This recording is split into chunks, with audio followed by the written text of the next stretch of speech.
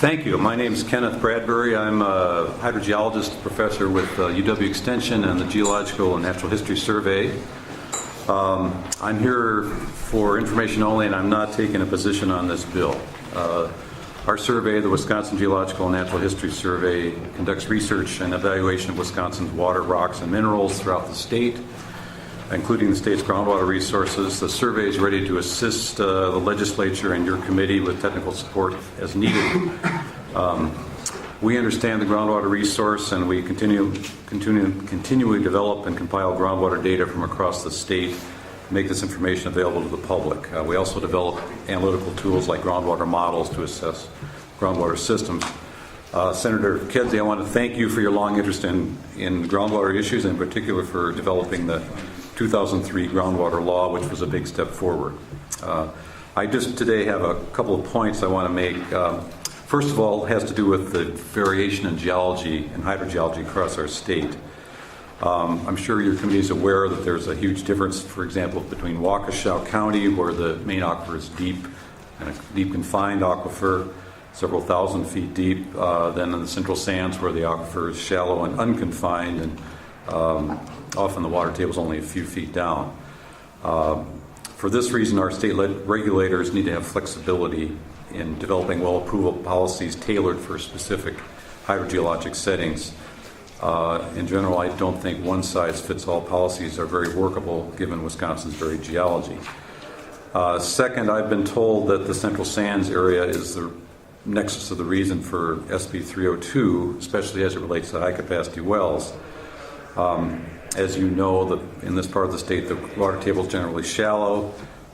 Surface water and groundwater are very directly connected, and I'm in touch with most of the groundwater scientists in Wisconsin, and there's pretty good consensus that the irrigation wells are having an impact on groundwater levels, lake levels, and stream flows in parts of this region. Of course, the problem here is not any particular well, because the impact of each well is fairly small, but instead it's the cumulative impact of hundreds of wells in the same region.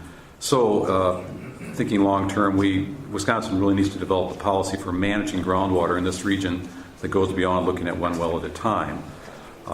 We can use computer simulations to evaluate well siting to support this kind of decision making. A third point, I've noticed that in the bill, sections 11 and 12 speaks to approval of conditions for a well that mentions location, depth, pumping capacity, rate of flow, and ultimate use as parts of the condition.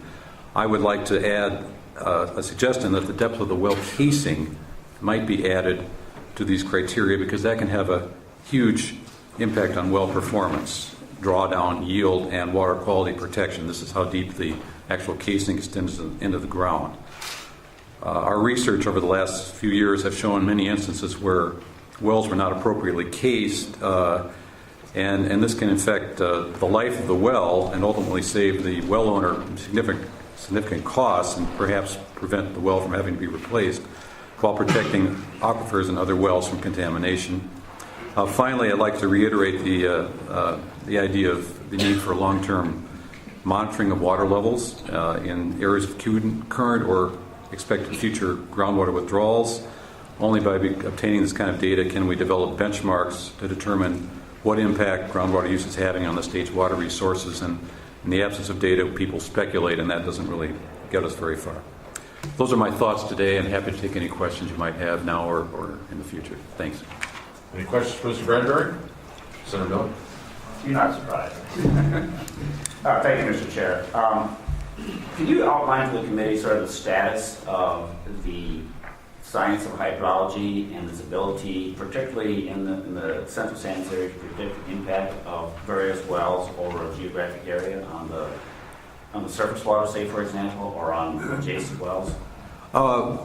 It's pretty predictable. We can develop groundwater models. There is already one for Central Wisconsin that's a pretty broad model. These are computer-based simulation models that are really the state of the art for predicting the effects of many wells together and looking at both water level changes and water budgets and connections between groundwater and surface water. So the science is really there. And I also would say that partly in response to your committee that met a few years ago, and also to act Act 310, and the state's come a long way in developing data and putting data in a more usable way. We're working toward that goal all the time. And how is that data how has that improved over the last, say, Well, since 310? for instance, we have a project that's funded in part by the DNR to put all of our water level records and well records into a GIS database, a geographic database, so that people can just click on a site and learn about the data we have there. Now, that's not ready for release yet. It's another year or so away from public release. There's going to be a lot of data in there. We have something like 400,000 wells records in the state, so it's been a big project. But that's the kind of thing that's coming along now. Would more monitoring wells, more data from more wells, improve your ability to predict the impact of any new? Yes, the more data we have, certainly. That's always a problem we have, Senator. We can't really look back in time unless we have some data. So relying on anecdotes and people's memories, we found, is not always the best way to do it. We really need hard data. In other words, in order to make good decisions and to calibrate and improve the models that we build. I should add that it's quite encouraging to know that, and of course I already did know some of this, that the potato and vegetable growers and others are doing their own monitoring now, and it would be nice if all that data could be integrated with our data somehow. Thank you for indulging me.